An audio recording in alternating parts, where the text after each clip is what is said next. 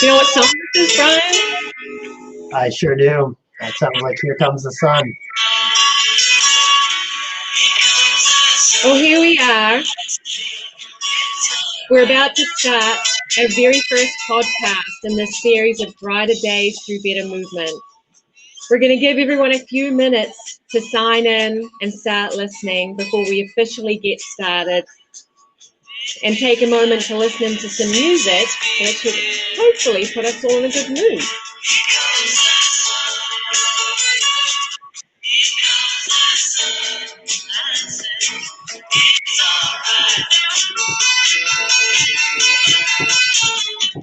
Well, if I go for much longer, I'll start singing, and that isn't going to help anyone on their day or their journey to find a little more sunshine. But here we are. This is day one of a journey to the summer solstice in June 20th of this year. We have had a tremendously challenging 10 months, 11 months, and we can see some light.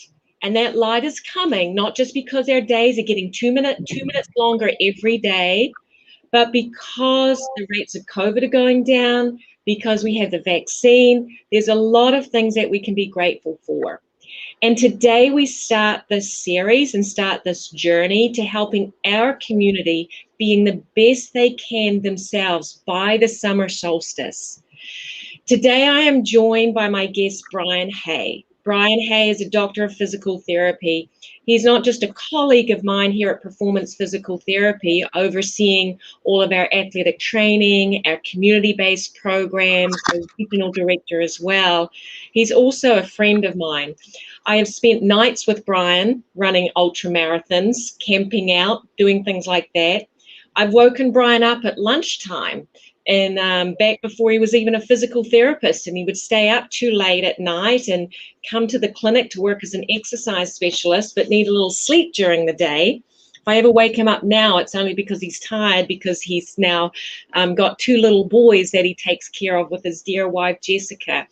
So I'm really excited to have Brian here, really excited to talk to him about how to initiate this journey back to this place where we can all go, wow, I'm the healthiest and feel the most physically well that I ever have. COVID has meant that many people have put on a few pounds, got some stress, maybe got out of some of their normal habits, and we're here to help you in that journey, getting back to that stellar, or maybe it's the most impressively physically healthy place that you've ever been. So Brian, thank you so much for having the courage, even though you didn't really have a choice, to join me on this first episode. Yeah, well, thank you for having me. I'm more than happy to be a part of this, and excited to help spread the word of, looking towards a positive future and how we can be our best selves, both physically and mentally, to get to this springtime and get through this really, really challenging time. I don't think there's anyone that could be out there that hasn't been affected in some level. So to have some positive light, the literal light at the end of the tunnel that we get more and more of each day is outstanding. Yeah. So before we get too started, what I want to find out is who's listening out there. If you are listening, I want to know who you are and where you're listening from. So please, whether you're on social media, whether you're following us on our website, please put something in the comments because we can see it. Now, there's another reason why you want to do that, is because today we are giving away, to the value of $199, a HyperVolt HyperIce Go. And we'll talk a little bit more about that later. But for all of the people who are listening today, please put a comment down. Please let us know you're here. I want to know you're there. In addition, you can enter for this item through our website. If you go to the link that you see down below, coming up very soon, then you will be able to put your information in there, and you'll go into the drawing every week, because every week we're going to give away a new prize. So this week it's the HyperVolt. I don't know what it will be next week. It depends a little bit on what we're speaking about.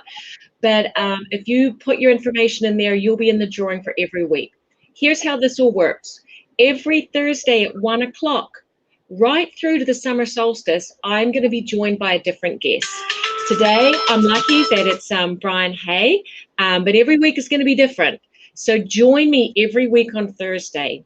The other key thing with this is that we're here to answer your questions. So if you have questions, don't call me on my phone like someone just did then. I'm sorry for that. I just turned it off. But put questions in the chat. We're here to answer your questions. So please engage with us. Let us know what you have questions about, because we're here to help you on your journey. All right, enough. I'm going to stop talking. I'm passing it over to Brian. Brian, today is the starting line. Many people are going to say, oh my goodness, I've been at home on quarantine. I haven't exercised. I haven't moved. I have bad habits. How do they start? What feedback or what advice do you have for people? Yeah, so that, I mean, it's a common question. We're getting it every day, and it's not just it's whether maybe they're active, but they're looking to start a new activity. And the very first piece of advice I give people is, start where you are, not where you want to be. Start to think about realistically, like, where are you right now in terms of whatever your relation is to this particular activity, whether it's your fitness level, whether it's your preparedness, whatever it may be, and then start to develop your plan. But don't think about where you want to be and dive right in, because I think that's the most common mistake I see in people's inability to stick with something that they may enjoy or really get into. They just maybe burn out by doing too much too soon. So I think starting where you are, not where you want to be, having realistic expectations for what you're hoping to get out of it, was a great way to start. And then it's really identifying barriers to it as well. Like, what would prevent me from continuing this activity or making it part of my life? Is it time? Is it access? Whatever it may be, and figure out how you're going to manage those barriers, because they're going to come up. It's inevitable. They're going to be in your face. You're going to have some type of speed bump or roadblock at some point. So the better you have a plan of how you're going to address those ahead of time, the easier it's going to be to stay consistent with that. And that's what it comes down to. Starting anything new, it's going to take time to adapt, and adaptation comes with consistency. So let's look at you. So we were looking at your starting line, where are you at the moment? What are you doing to stay active, healthy, get to that place where you can be the strongest, the healthiest, the best place for you? Where are you currently? Yeah, so currently, I'm looking forward to maybe doing some type of, running is kind of my go-to form of exercise. There's been minimal to no races going on since COVID. So as we're getting through this phase and looking towards, putting COVID behind us and starting to kind of get together as a community again, races are starting to open up. So I basically built a plan that I'm going to train for a marathon this spring. Normally I have one that I'm signed up for already, but some are still kind of in this wishy-washy phase of they're not sure if they're going to be able to hold their race or not. But either way, it helps keep me accountable. So I'm starting to build up and ramp up my exercise to be ready for that come the spring. Mm-hmm. How did you figure out, now it's okay for you, some people are going to be saying, well, you're a marathoner, you're kind of crazy anyway if you like to do that stuff, so it's easy for you. How about the person who's been really sedentary for the last 3 months? And they're like, oh, I can't do a marathon, but I know I need to do something. Now, we all know that to be healthy, the minimal amount of cardiovascular exercise you need is around about 30 minutes a day. Now, give or take, and there's, look at the month and look at the week, here's what you need. But overall, people should try and get 30 minutes in a day. So let's look at that person who's doing absolutely nothing, or maybe they're just doing 10 minutes a day. What advice would you have for them to say, all right, let's set this goal. We've got to get you to 30 minutes a day. That's what a bare minimum you need to be healthy. What advice would you give to that person? Yeah, the first thing would be to make it a priority and figure out how to make it a priority. A lot of times we talk about, I can't make time for exercise. Mm-hmm. And no one can really make time for anything, but you have to figure out how to fit it into the time you have. And that means, you may have to change some of your habits, you may have to change your behaviors, you may have to make some sacrifices, but you really got to figure out where that self-care and that exercise fits into your continuum of care. You know, we know that exercise is one of the best things you can do for your body, for your mind. So it should be really high on your priority list. It's going to make you, it's going to make you just a healthier person, but it's going to make you better parent. It's going to make you a better spouse. It's going to make you a better colleague. It's going to affect all aspects and all relationships of your life. So it needs to be a key part of your regular routine. So you have to figure out where you're going to fit that in. Where can you find that 30 minutes? Is it, maybe you cut down on the amount of TV if you're watching some TV at night. Maybe during your lunch break, you go out and go for a walk, or maybe you figure out something to do right after work before you go home. Or maybe you start your day a half hour earlier by getting up a half hour earlier so you have that 30 minutes to exercise. So I think the first step is identifying where it fits on your priority list, and then figuring out where you can find that time in your day to make it happen. So one of the things that we're going to be doing during this series is building on a list of key points to be the healthiest that you can be. And so I'm going to take your point from today, and this is going to be the first point of that list, is do you have time scheduled out in your day for when you're going to move? So what I'm hearing from you is, and I completely agree, you have to make the time. And you can't just keep saying, I'll do it later, I'll do it at the end of the day. I love your point about the midday, because I so often find, especially if you're working, if you get out and go for that walk in the middle of the day, it's going to make your afternoon a lot better. It's going to help with your metabolism, and you get some sunlight. And the benefits from the vitamin D, being outside, getting some sunshine, especially in the winter months, is really important for our overall health as well. So it's sort of like killing two birds with one stone. You're getting some outside time, getting some vitamin D. You're also getting getting that exercise in. And by the way, you're also probably limiting the amount of snacking you're doing, because you eat your lunch, go for your walk. So you're actually getting a lot done by committing to that 30-minute walk or 30-minute exercise in the middle of the day. Absolutely. And maybe it doesn't have to be all at once. As we talk about getting started, maybe it's just 10 minutes. Maybe you find 10 minutes. What's going to happen is you're going to realize the benefits of that 10 minutes. And maybe you set a plan where, I'm going to figure out how many minutes I walk in a day or a week. And then the next week, I'm going to increase that by maybe 10, 20%, or maybe even it's just 5%.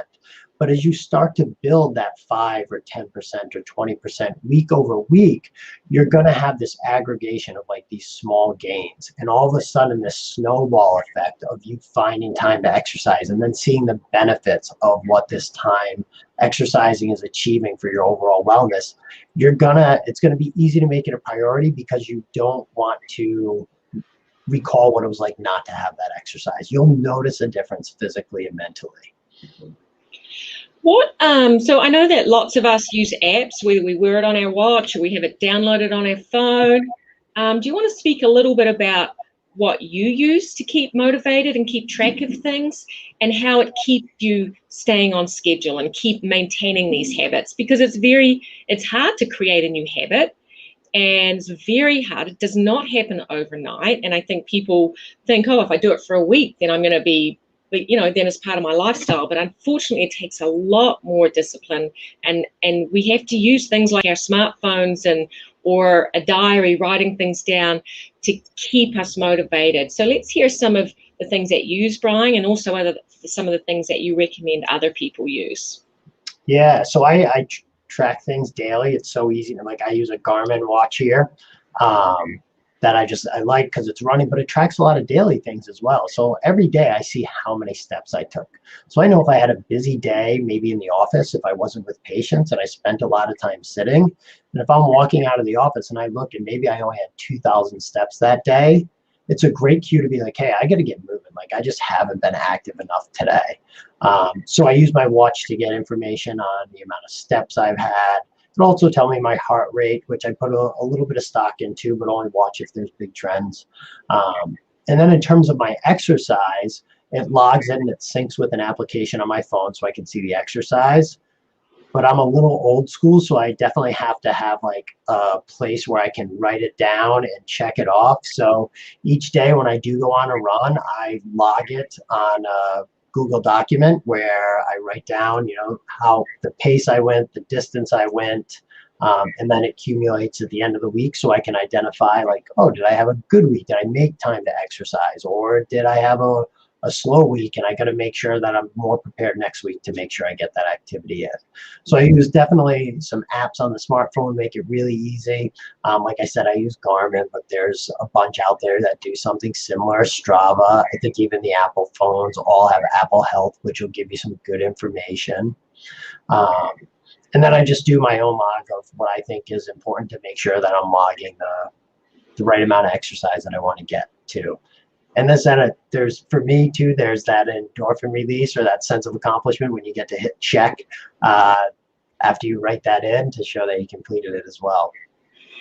Well, you're not unique to that, Brian, and that's, you know, everyone out there who's listening should know is that, yeah, anytime you check something off your list, whether it's like, oh, I managed to get to the supermarket and get stuff done today, just like, oh, I got my 30 minutes of exercise in, I got this amount total for the week, it helps to build those habits. Another part, there's something I'm doing at the moment, and I use my Apple Watch, I've used Garmin, I use Strava, I use a bunch of different stuff. It depends, I sort of change each month, but I'm always doing something.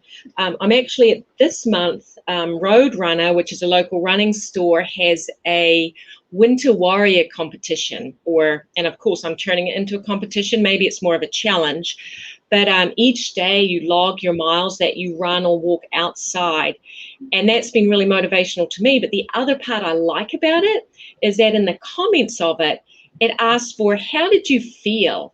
And it's actually been really good and a good lesson to be like, it's really great to think about, yeah, I checked this off, I did this. But when you actually acknowledge how you felt afterwards, you go, it's another great reminder. So it's very hard sometimes to get started. You're like, oh, the last thing I want to do is get my backside out of bed and go for an early minute walk, or I'd rather stay cozy and do some shopping at lunchtime rather than go for a walk. If you remind yourself as, hey, every time I exercise afterwards, I felt good. I felt calm. I felt great. It's another motivator so that when you're thinking, oh, I don't want to do this, you can go like, well, how did I feel after the last time I did it? So that's something new that I've just learned in the last couple of days, thanks to our friends over at Roadrunner. And it's something I just thought I would pass on. I want to say some hellos. We have Carol from Barrington who's out there listening. And I also have Kayla from one of our clinics at Sanderson Ave. It's on Sanderson Road. It's nice to see our teammates out there listening. And I do want to point out to people listening that next week's guest is actually another longtime physical therapist at Performance, Dave Pavo. And he's actually going to be focusing on the spine and focusing on back pain, stretching, all the things that you can do, because we certainly know that the incidence and prevalence of back pain has skyrocketed during the pandemic, because people are working from home, they don't have good workstation setups, they're all out of the habit of stretching, all different things. So Dave's going to be speaking to us about back pain next week. I do have a question coming up. Roxanne, who's out there listening on YouTube, is there a recommended amount that you should walk? Do you want to take that question, Brian? Sure, Roxanne. Thanks for putting in the question. Daily, the goal is you want to get about 10,000 steps per day. That equates to about 5 miles, but that's over the course of a whole day. I think that's an important thing to look at. It just tells you that we haven't been sedentary, we haven't been in one position for too long, so the more we move, the better. For walking, you really want to try and I'd say dedicate 30 minutes. If walking is your choice of exercise, try and make it 30 minutes a day. Again, it's a great opportunity to get outside, but if you can't get outside, even getting on the treadmill, get walking. 30 minutes, minimum 5 times a week is probably what I would say is the recommended amount. Exactly right. And obviously, Many of us like to run or walk more than that, but to be a good, healthy person and minimize your risk of hypertension, diabetes, obesity, arthritis, all of these other chronic conditions, even depression, certain kinds of cancers, that daily walk of 30 minutes, and if in the whole day you can get up to 10,000 steps, is really shows in the research that you are going to decrease your risks of all those nasty chronic diseases that we all want to avoid. It's quite amazing, the research out there that says if you just walk this amount, you are going to decrease your risks of many of these chronic diseases. So it sounds almost too good to be true, but it does take motivation, and it takes discipline. It takes putting it in your schedule and making it a habit, and that's really hard. So Roxanne, I look forward to hearing more about your journey to getting to that 10,000 steps a day and all the 30 minutes. So we've talked a little bit about habits, or we've talked a lot about habits. We've talked about walking, running. How about we jump to sleep, Brian? So we've talked about being active. Let's talk about the importance of rest. You want to speak a little bit about your experience, your advice when it comes to getting those right amount of Z's at night? Yeah, so sleep it's super important, right? It's when our body recovers. And unfortunately, I think it's a really undervalued part of how we prioritize our wellness again. So for sleep, I mean, there are a lot of simple things you can do out there. First thing is look at how much sleep you're getting. You know, the average person needs a minimum 7 to 9 hours of sleep each night.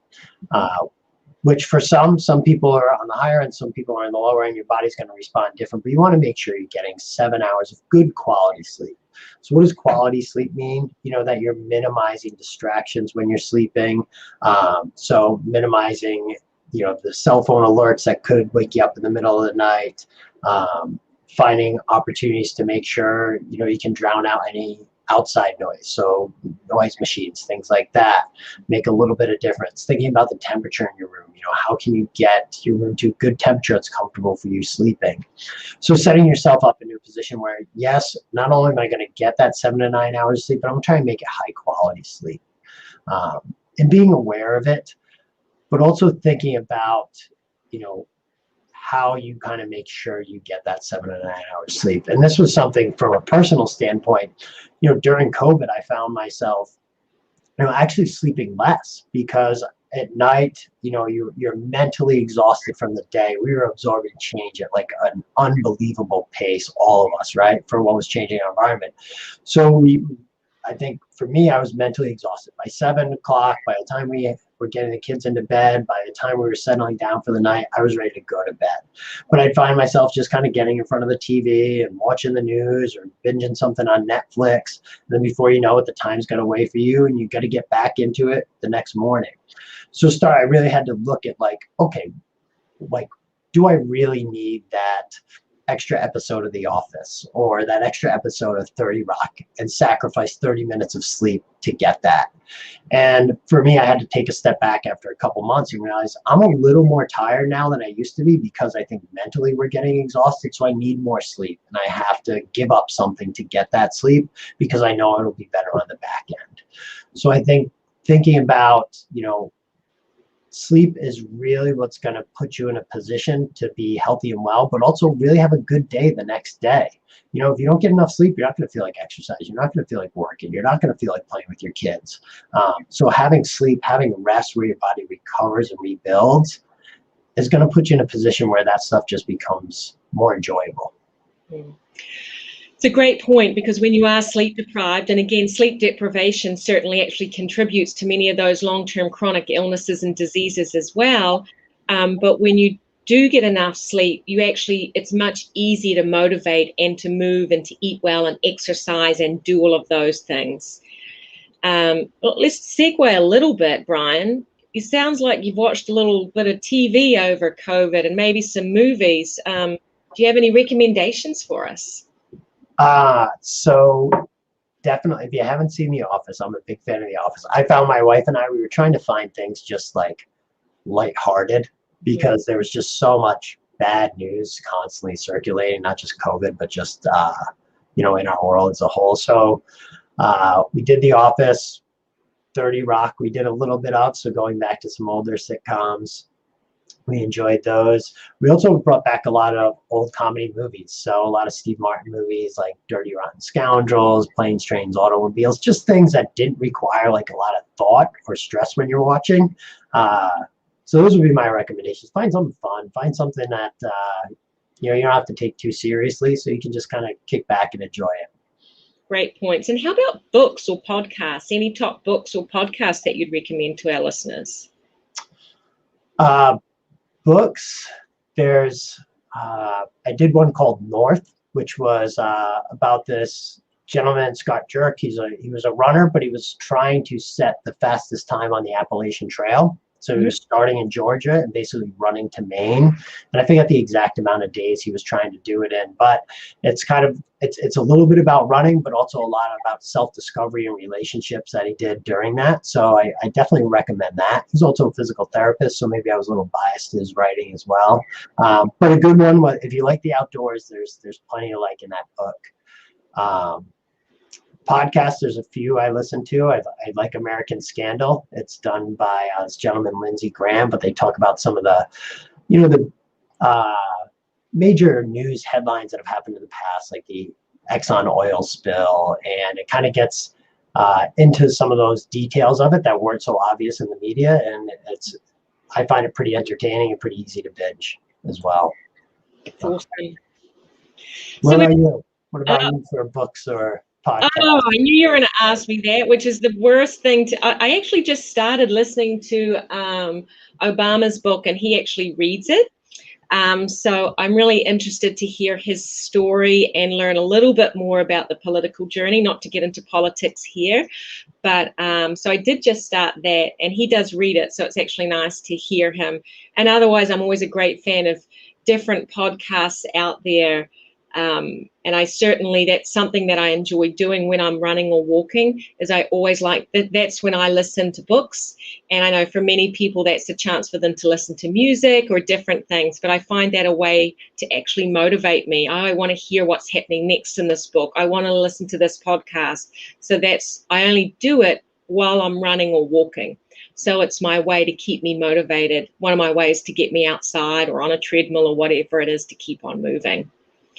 Yeah, it's a great point. And it speaks to the larger aspect too of finding something to reward yourself when you exercise, right? So if you do something good for yourself, you know, reward yourself for it. And if that reward is listening to your podcast, great. Maybe it's, you know, having time to watch something on TV. You know, if I get this exercise in, I'm going to watch this show after. So figuring out some way to reward yourself for putting in the effort and taking care of yourself as well. It's actually been one of the fun things I've been able to do with my daughter. We've been taken to watching Friends, so another oldie but goodie sitcom. She's a 14-year-old girl, so she enjoys Friends, and it brings back some memories for me. And if we both exercise that day, we're allowed to share a cupcake. But if we didn't exercise, we can't have a cupcake. Yeah. So it's a way to actually work with my daughter and help her understand the benefits and rewards of exercising. So it's a fun thing. So we are getting 14 minutes of extra sunlight per week at the moment, which is such a blessing, because in those dark days of winter, they seemed like very dark days. What are you doing with those extra minutes each week, Brian? Those extra 14 minutes of daylight, what are you doing with them? Yeah, we've noticed it a lot. We're spending it outside with the kids. So, you know, we typically get the kids home from school around 3:45. So when it's getting dark at like 4:30, you know, it's hard to stay outside during that time. So we're noticing, you know, it's after 5 o'clock, there's still a little bit of light out there. So, you know, we'll be outside. My kids love playing. They love playing hockey in the driveway and basketball, or my youngest, even if it's just tag or so. But we're trying to take advantage of every second of that daylight to spend it outside. Mm-hmm. Well, it's a great point, especially with kids, but also getting that vitamin D and all the goodness that we get from the sunshine. Yeah. Also I do have an appointment coming up with my dermatologist. So, you know, also be aware of the dangers of the sun and using sunblock. That's my little public announcement in regard to our sun, in regard to the other side of the sunshine. Some other questions came through before the show. One was from someone who I think had probably been a patient before. They asked about Do I continue with the exercises or stretches that I did when I was at physical therapy? And of course, my answer is yes. And maybe I'll push it over to you, Brian. This is another habit thing. How do you help people who have had physical therapy or been given a variety of exercises other than going into a walk? What are some, how do they incorporate that into their day to make sure this is something they do forever? Yeah. I think you do it through two ways. I always talk with my patients about what I call like the 3 C's. Like, we got to find you a program that is convenient. Do you have access to it? Can you do it at home? Or is it, on your way to work? Just again, breaking down those barriers. So is it convenient? Is it comfortable? Like, is this something you can see yourself doing on a regular basis? If it's uncomfortable, you just got another reason not to do it. So let's find something that's comfortably beneficial. And then the last one is consistent. Is it something you can consistently build into your schedule? And often, depending on the exercise or the injury, sometimes after physical therapy, maybe you're doing those exercises every day when you're in physical therapy, managing this injury. But after that, it's not something maybe that has to be done at that frequency or that duration. So let's figure out something. Let's talk about your long-term fitness goals and figure out how we can work these measures that are going to be preventative and helpful and keep you healthy into those goals. So then it's kind of coaching. Once we hit on, is this convenient? Is it comfortable? Is it consistent? Now let's figure out how practical it is, or what are your other goals? And maybe we create a hybrid. If you're, if you're dealing with some shoulder pain, and maybe you don't want to go to the gym, but you want to find a way to strengthen your shoulder, great. Let's find an activity that you like that we can do. So maybe you get into doing some rock climbing. If you love rock climbing, it's a great way to strengthen your shoulders. So do you need to be doing rock climbing and all these other shoulder exercises? Maybe not. So let's talk about that and figure out what's practical for you, with your lifestyle and what you want to do and what you enjoy doing. Mm-hmm. At the end of the day, if it's a chore, you're just not going to do it. So we got to eliminate that. Exactly. And Cathy is someone out there who asked a question about, if you're in pain, how do I get motivated without in-person physical therapy to begin in shape? And you just pointed out a great point, Brian. You got to find something you enjoy. We've also talked about those different things about scheduling it. Where does it fit in your day? And so you can take those steps. If you're having trouble, yes, you can come to physical therapy. We're absolutely here to help you. You can do it in person. You can do it virtually. We have all those options, but you can also start this on your own as well. So we're here to help you and support you, but you can take these steps on your own to find something you enjoy doing, but scheduling it and putting it in your schedule to make sure you've got time. And walking's the easiest to start with. Anyone can do it. And again, not just for your health right now, but also in the long term. So any other questions, bring them on. Otherwise, I am going to open it up and have our friendly performance physical therapy person, and we're not sure who this is going to be today. I have a feeling I know who it is, but we are going to give away today one of the Hypervolt Hyper Ice Goes. Brian, do you have one there so you can give a little demo of it, show people what it's all about? I unfortunately do not have one in my office. I will say I have one at my house. Oh, here we go. So I use that regularly. It's just a great, super easy tool to use. So someone's going to be lucky to have one of those because it's very easy. For sure. So we just picked a name at random, and the winner of today's Hyper Ice Hypervolt Go is Cathy Garrity. Woohoo! Congratulations, Cathy. We'll be reaching out to you by email to set up a time so we can get that to you. Congratulations. Hope you enjoy your prize. And Cathy, we're here to help you figure out how to use it safely, how to get the best out of this device, because most of us as physical therapists utilize these either in the clinic or in our homes to help us stay pain-free and feeling good. All right, Brian, final words of wisdom. If you could only give one piece of advice to every person you saw, whether this is a patient, a friend, a colleague, in regard to their overall health and wellness, what would it be? Just keep moving. I always tell people your best position is your next position. So keep moving, stay active, and build good habits. You know, figure out how you can just build a regular habit, and it takes practice and commitment, and you can do that with a good plan in place ahead of time. Well, Brian, thank you so much. I do love your saying your best move is your next move. And maybe once I get off this call, I'll do a headstand, see how that feels. Or I'll definitely move anyway. And I love your advice about habits, sleep, fitting in, walking, running, making it a habit. And I do hope for all the listeners out there, you have learned some strategies so that you can cross the starting line in your journey to being the best person and the best health that you can be, just in time for the longest day of this year on June 20th. Please sign up for performanceptri.com/live. The link is below. If you're listening to this again, performanceptri.com/live. Sign up and you will go into the drawings. We have lots of different high-priced products. We've got clothing. We've got all different things coming out that will help you be the best that you can be. And we want to hear your stories and your questions and your feedback. We're here to help our community be healthy, happy, have fulfilling lives. We want to be part of that journey and help you on the way. So thank you so much, Brian. I look forward to seeing Dave Pavo next Thursday at 1 o'clock and hearing all about my aching back and how to manage and minimize the risk of that. Thank you so much. Thank you. Bye, everyone.